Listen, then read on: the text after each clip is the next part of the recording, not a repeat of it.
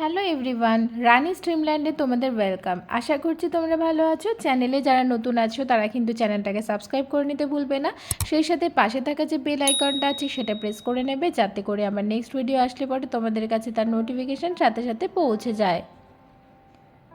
একটা নতুন দিনের শুরু, তো চলো আমি তোমাদের একটু বাইরেটা দেখানোর চেষ্টা করি জানালা দিয়ে। আমার রুম অগোছালো হয়ে রয়েছে। এখন বাজে সকাল 10টা আর হাজব্যান্ড চলে গেছে অফিসে। রুম অগোছালো হয়ে রয়েছে দেখতেই পেলে। আর চলো যাওয়া যাক আমার কিচেনেও কিন্তু অগোছালো হয়ে রয়েছে। কিচেন আমার পরিষ্কার করা এখনও অবধি হয়নি। দেখাই তোমাদের কি রান্না করেছি। এটা ছিল সেওয়াই। সেওয়াইটাকে চাউমিনের মতো করে বানিয়েছি। আর এটা হচ্ছে চিকেন ফ্রাইড রাইস। আজকে ভেবেছি অনেক দিন পর চিকেন ফ্রাইড রাইস খাবো, তবে হাজব্যান্ড অফিসে চিকেন ফ্রাইড রাইসে নিয়ে গেছে। আমি কিন্তু আবার একটু পরে ডিম কষা বানাবো, মানে চিকেন ফ্রাইড রাইসের সাথে ডিম কষা বানাবো। আর এখন সকালের ব্রেকফাস্টটা সেরে নেব। তবে অনেক তাড়াতাড়ি হয় ব্রেকফাস্ট আমাদের। আজকে একটু লেট, তার কারণ হচ্ছে হাজব্যান্ড কিন্তু আজকে একটু লেট বেরিয়েছে। সেই কারণে আমাদেরও ব্রেকফাস্ট করতে একটু লেট হলো। আমাদের বলতে আমি আর মা এখন ব্রেকফাস্ট করে নেব। মা কিন্তু এখানে আমার সাথে আমার প্রেগন্যান্সির আগে থেকেই আছে। তবে সকালবেলাতে মা খাবার বানায়, এখন কিন্তু আমি দুদিন থেকে আমিই বানাচ্ছি সকালবেলাতে। হ্যাঁ, আস্তে আস্তে তো এবার প্র্যাকটিস করতেই হবে। তবে হ্যাঁ, এটুকুই বলবো তোমাদেরকেও যে যতটা পারবে সিজারের পরে কিন্তু রেস্ট করার চেষ্টা করবে। আর রেস্ট না করলে কিন্তু পরবর্তীতে প্রবলেম হবে। আর যেটা বলেছিলাম আমি, নিচে ঝুঁকে না কাজ করা বেটার। নিচে ঝুঁকে মানে যে কোনো কাজ করাই তোমরা অ্যাভয়েড করবে।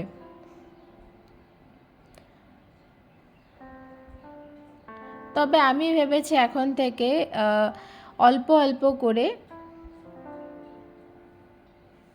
সকালবেলা রান্না শুরু করব। কেননা এর পরবর্তীতে মা চলে গেলে তো আমাকেই সব করতে হবে। হ্যাঁ, হাজব্যান্ডও হেল্প করে। যেমন সকালবেলাতে আজকে খাবার যখন বানিয়েছি, রাইসটা করার সময় যেমন ভাতের হাঁড়িটা উপর দিয়ে দেওয়া। আমি যে উপর দিতে পারি না তা নয়, আমিও উপর দিতে পারি। তবে হাজব্যান্ড কিন্তু আমার সবসময়ই এখানে ভাতের হাঁড়ি উপর দিয়ে দিয়েছে। তারপরে ভাত বসিয়ে দিয়েছে। আমি ঘুম থেকে একটু লেটেই উঠেছি, মাম্মামকে ফিড করিয়ে তারপরে কিন্তু আমি উঠেছি। ততক্ষণে দেখি ওর রাইস করাও হয়ে গেছে, আবার ভেজিটেবলসগুলো কাটাও হয়ে গেছে, চিকেন ধোয়া হয়ে গেছে, চিকেনগুলো বয়েল করাও হয়ে গেছে।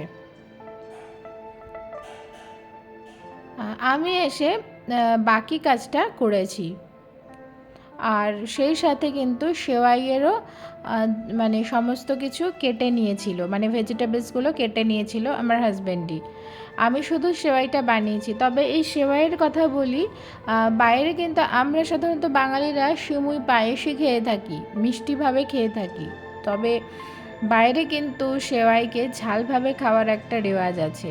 হয়তো বাঙালিরাও আমরা জানি, অনেকেই হয়তো খায়। তবে আমার তো কখনোই এক্সপিরিয়েন্স ছিল না যে এইভাবে সিমুইকেও কিন্তু চাউমিনের মতো করে খাওয়া যায়। অ্যাকচুয়ালি এটা বাইরেরই চল, এইটাকে ঝাল সেওয়াই বলে। আমি তো এটা বানিয়েছি অ্যাকচুয়ালি নুডলসের মতন করে, মানে যেরকমভাবে আমরা চাউমিন নুডলস খাই। চিকেনের টুকরোও দেওয়া আছে এতে।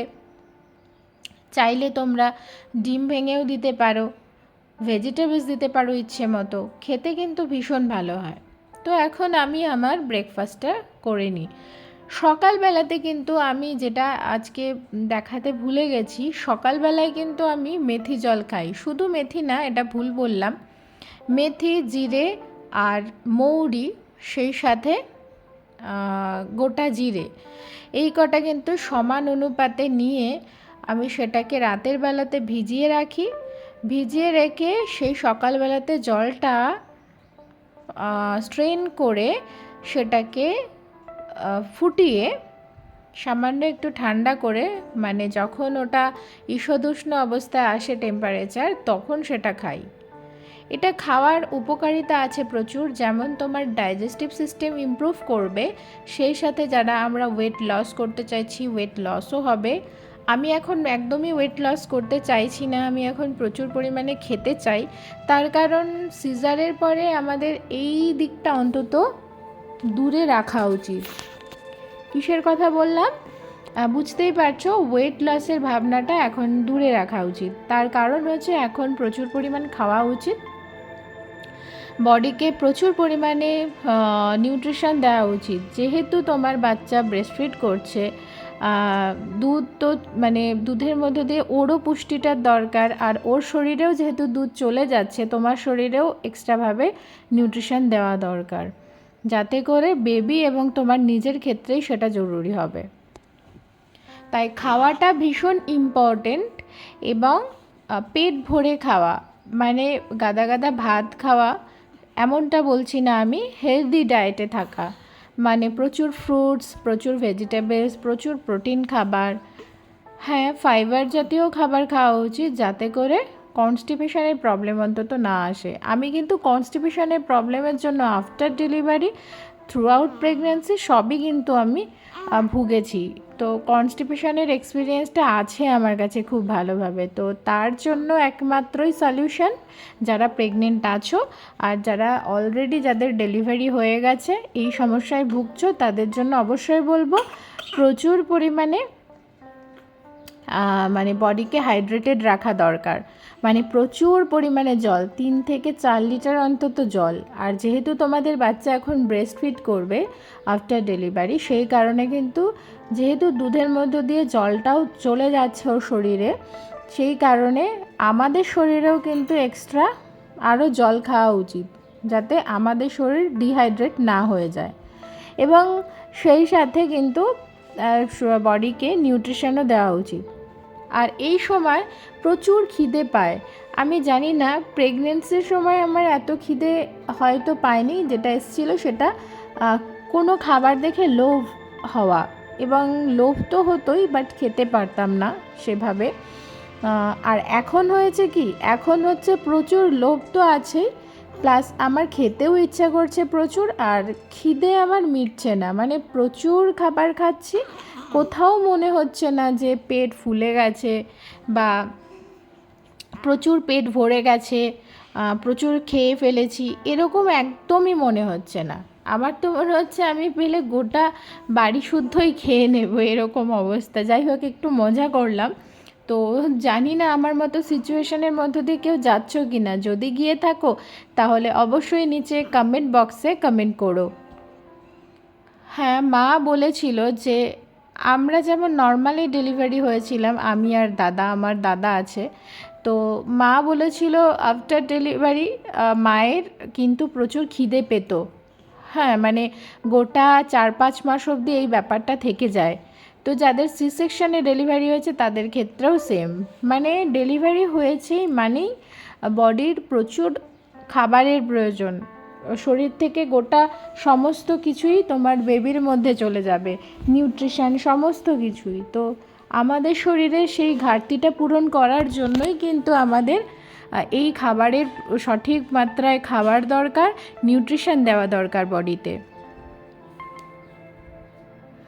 এবং এই সময় যদি তুমি খাও প্রচুর পরিমাণে, সেটা তোমার এবং তোমার বেবির জন্য ভালো।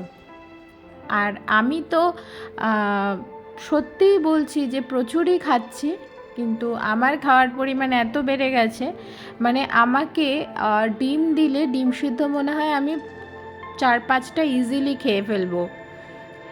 মানে এটা শুনতে বাজে লাগছে হয়তো, আবার অনেকে হয়তো ডিমটা এমনি খেয়েই নেয় 4-5 বার, এই 4-5টা ডিম।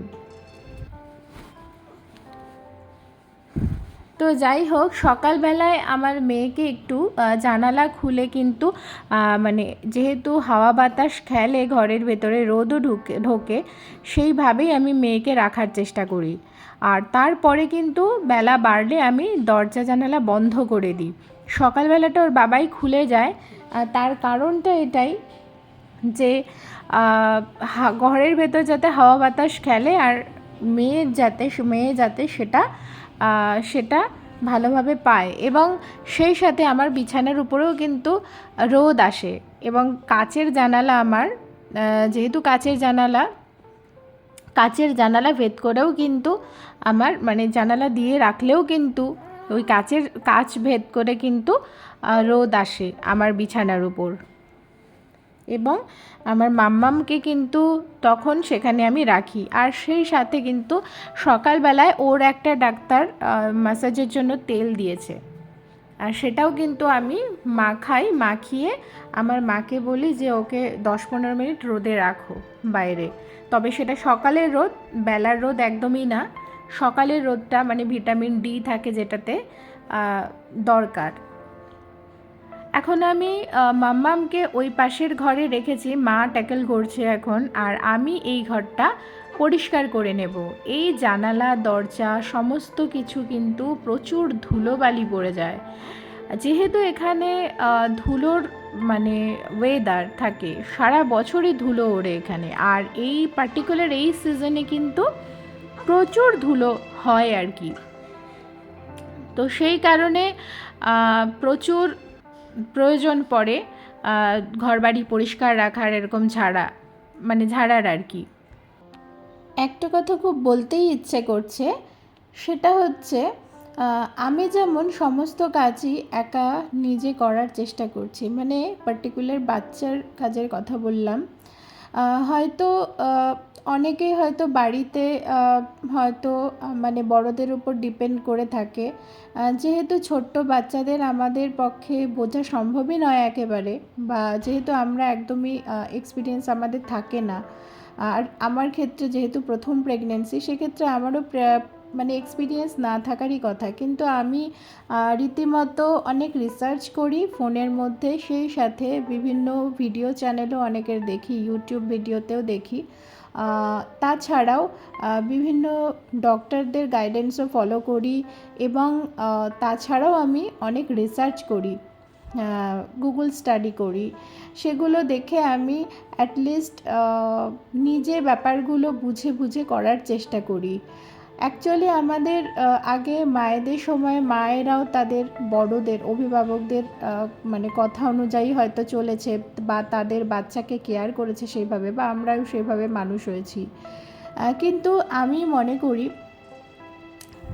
যারা আমাদের অনেকেই বাঙালিরা আছে, দেখবে অনেক কন্টেন্ট ক্রিয়েটাররাও আছে বাঙালি যারা বিদেশে আছে, তারা দেখবে নিজেদের কাজগুলো নিজেরাই করছে। ওখানে তো তাদের বাবা মা নেই, তাহলে তাদের কাজটা তো নিজেরাই তারা করছে, তো তারা যদি পারে আমরা কেন পারবো না। আর তাছাড়াও যারা মানে বিদেশি, তাদের কথাও আমি বলছি, সেখানের কালচারটাও এরকম, তারা নিজেদের কাজ নিজেরা করে, তো ব্যাপারটা সেরকম।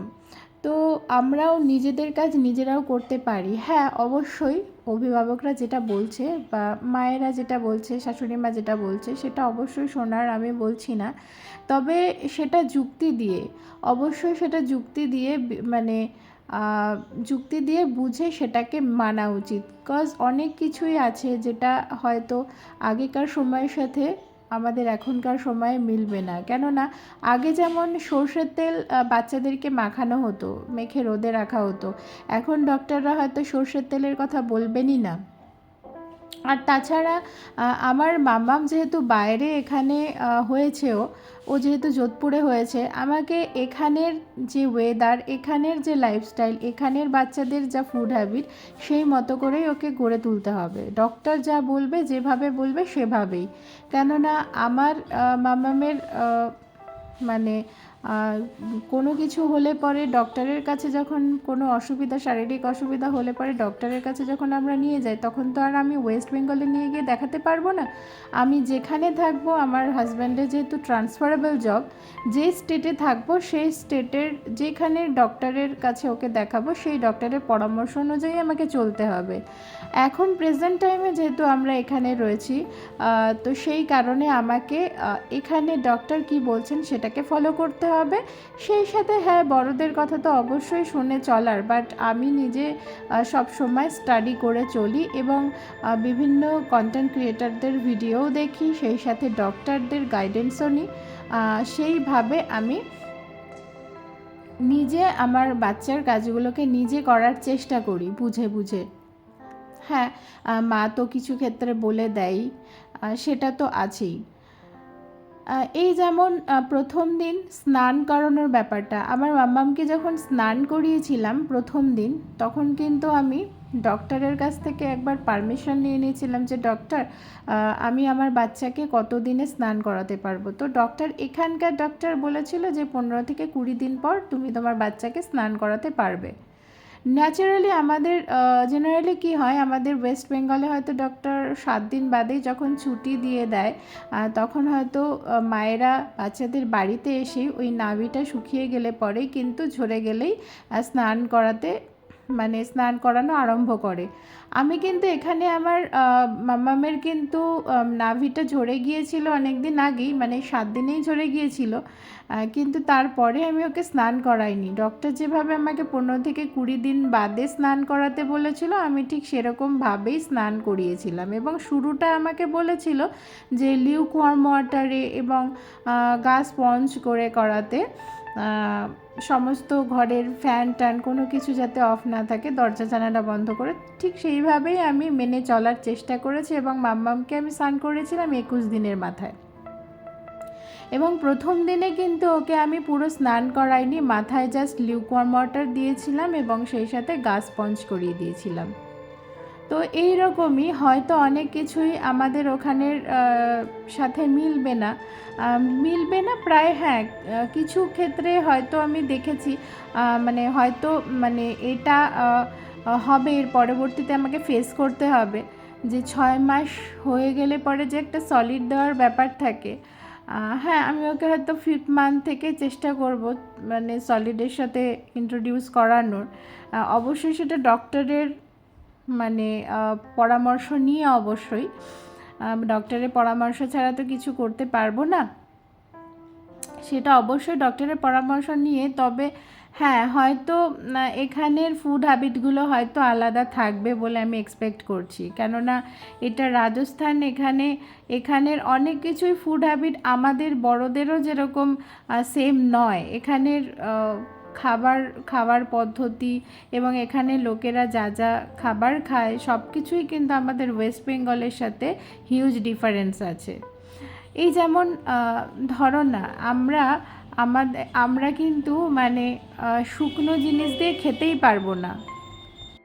যেমন এখানে হচ্ছে কের সাংরির আচার ওরা রুটি দিয়ে খেয়ে ফেলে। আমরা কি কের সাংরির আচার দিয়ে রুটি খেতে পারবো? আমাদের একটা সবজি লাগবে, মিনিমাম 1 থেকে 2টো সবজি তো আমাদের লাগবেই। ভাতের সাথে খেতে গেলেও আমরা একটা সবজি দিয়ে জেনারেলি আমরা খাই না, হয়তো আমাদের 2 পদ রান্না, 3 পদ রান্না, 4-5 পদ রান্না লেগেই থাকে। হ্যাঁ, হয়তো এখানে আমি অত করে ওঠার সময় পাই না, তাই হয়তো 2টো পদই করার চেষ্টা করি। এর থেকে হয়তো সানডেতে হয়তো 2 থেকে 3-4 পদ হয়তো এক্সট্রা কিছু হয় সানডেটাতে। বাট এখানে লোকেরা যেমন শুকনো খাবার দিয়েই রুটি খেতে পারে। তো ফুডের একটা হিউজ ডিফারেন্স আছে। তো সেই ফুড হ্যাবিটের একটা যেহেতু হিউজ ডিফারেন্স আছে, তো আমার মনে হয় এখানে ডক্টররাও বাচ্চাদেরকে এরপর যখন সলিডের সাথে ইন্ট্রোডিউস করাবো, হয়তো এই সলিডগুলোর অপশান হয়তো কিছু আলাদা থাকবে, বা হয়তো আমরা যেরকম ভাত আমাদের প্রধান খাদ্য, এখানে তো রুটি। তো ডক্টর হয়তো আমাদের যেটা জেনারেলি অন্নপ্রাশনের পর ভাত খাওয়ানো বেবিকে স্টার্ট করে, তো এখানে ডক্টররা হয়তো অন্য কিছু অপশান দিতে পারে। তো এইভাবেই আর কি খাবারের হিউজ একটা ডিফারেন্স তো থাকবেই। তবে হ্যাঁ, আমরা যেহেতু বাইরে থাকি, আমি যেহেতু যখন যেই ডক্টরের কাছে দেখাবো আমার বাচ্চাকে, তো সেই ডক্টরের পরামর্শ অনুযায়ী আমাকে চলতে হবে। এটাই হয়তো সেক্ষেত্রে অনেক ক্ষেত্রেই হয়তো আমার বাড়ির লোকেদের সাথে মিলবে না, সেটা মেলা সম্ভবও হয়তো নয়। আর তাছাড়াও আমি কিছু না কিছু স্টাডি করেই চলি। যেমন প্রথম দিন থেকে বাচ্চাকে আমি স্নানই করিয়েছি, আমি নিজেই করিয়েছি। হয়তো এত ছোট বাচ্চাকে অনেকে ধরতে ভয়ই পায়, আর প্রথম বেবি যেহেতু, সেক্ষেত্রে ভয় তো সবারই থাকে, আর আমরাও একদমই আনএক্সপিরিয়েন্স থাকি, তো সেই ক্ষেত্রে হয়তো আমাদের বড়দের কথা শুনে বা বড়দের উপর ডিপেন্ড করি। তো আমি সাধারণত এই রিলেটেড ভিডিও প্রচুর দেখেছি এবং জেনেওছি অনেক কিছু। তারপর কিন্তু আমি স্নান কিন্তু আমার বাচ্চাকে তাই প্রথম দিন আমিই করিয়েছিলাম। তবে স্নান বলতে ওই আর কি, প্রথম দিন তো আর স্নান দিয়ে শুরু করিনি, জাস্ট মাথায় জল দিয়েছিলাম আর গা স্পঞ্জ করিয়ে দিয়েছিলাম। তারপর থেকে ধীরে ধীরে 3-4 দিন এমন করার পর যখন ও জলের সাথে একটু অ্যাডজাস্ট করতে পারলো, তখন আমি ওকে ধীরে ধীরে স্নানের দিকটাতে নিয়ে গেছি।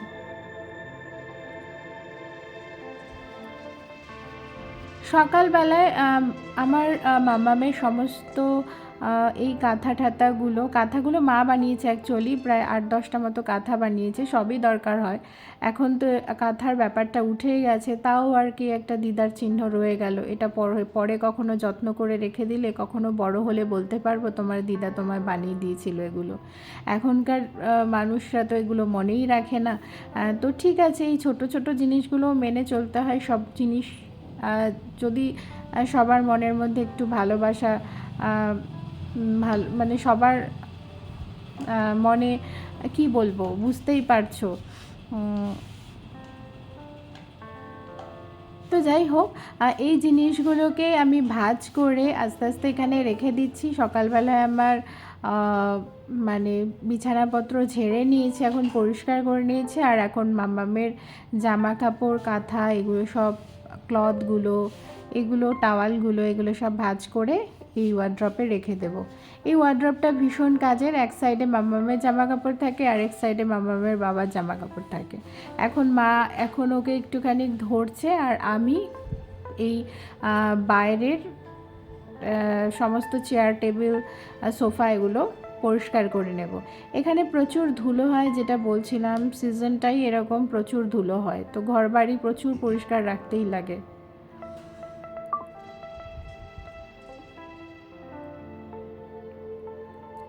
আর এখানের টেম্পারেচার প্রচুর বেশি, এখানে তো লু বয়, আর বাইরে এই সময়টাতে যাওয়া ভীষণ দুষ্কর।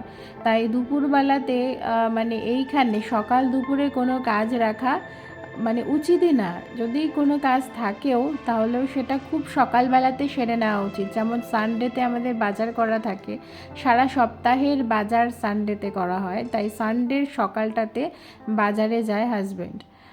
এখন মোটামুটি আমি 2-1 দিন গেছি, তো 2-1 দিনই বেরিয়েছি, সেটা 2-1 দিনই।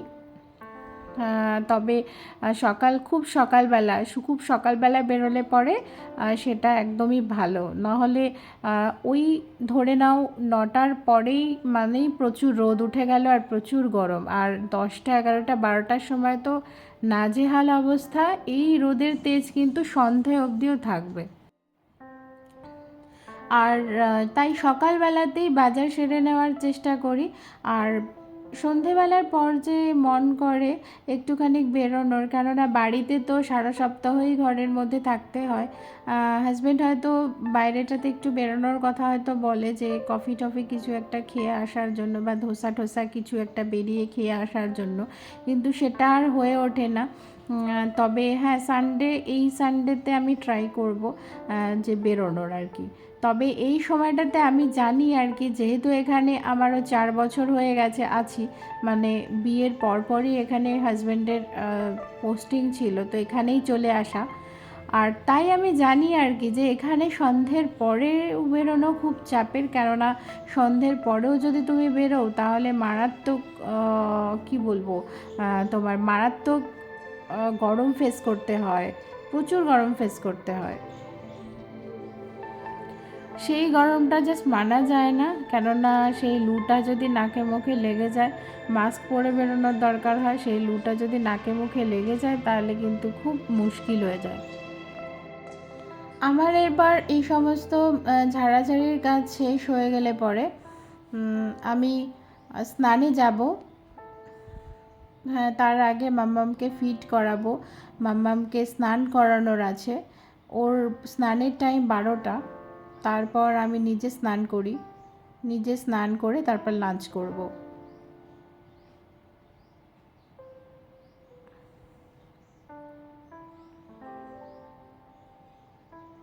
এবার একটু সোফাতে আরও জামা কাপড় রয়েছে, আমার নিজেরও কিছু জামা কাপড় আছে, এগুলোকে আমি গুছিয়ে নেব।